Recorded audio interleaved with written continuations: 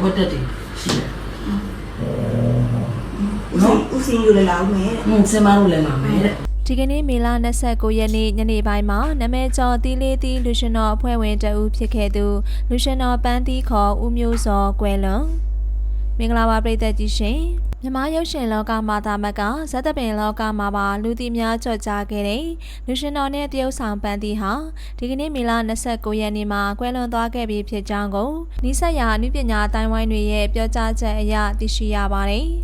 လူရှင်တော်ပန်းတီဟာအသေးကင်ဆာနောက်ဆုံးအဆင့်ကိုခန်းစားနေရသူဖြစ်ပြီးဆေးရုံပေါ်မှာပဲဆေးကုသမှုခံယူရင်းနဲ့ဘဝရဲ့နောက်ဆုံးအချိန်ကိုဖြတ်သန်းခဲ့ရတာဖြစ်ပါတယ်။လူရှင်တော်ပန်းတီတည်ဆုံမှုနဲ့ပတ်သက်ပြီးအနုပညာညီကိုမောင်နှမတွေကလည်းသူတို့ရဲ့လူမှုကွန်ရက်စာမျက်နှာကနေတဆင့်ပန်းတီကွယ်လွန်သွားတဲ့အပေါ်ဝမ်းနည်းကြောင်းရေးသားမျှဝေထားကြပါတယ်။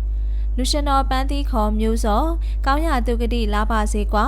စိတ်မကောင်းခြင်းများစွာဖြစ်ရပါတယ်လို့တရုတ်ဆောင်ငှက်ပြောကျော်ကရေးသားထားပါတယ်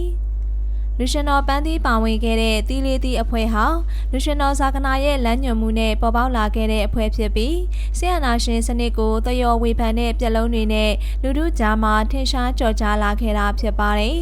2021ခုနှစ်အာဏာသိမ်းမှုနောက်ပိုင်းမှာတော့တရုတ်ဆောင်တဲ့လူရှင်တော်ပန်းတီဟာအာဏာသိမ်းမှုအပေါ်ထောက်ခံတဲ့ရပ်တည်ချက်တွေထုတ်ဖော်ပြောဆိုခဲ့သလိုတော်လှန်ရေးဘက်ကိုရပ်တည်သွားတဲ့အဖွဲ့ဝင်တချို့ကိုလည်းဝေဖန်ပြောဆိုခဲ့တာကြောင့်အငြင်းပွားမှုများစွာဖြစ်ပေါ်ခဲ့ပါတယ်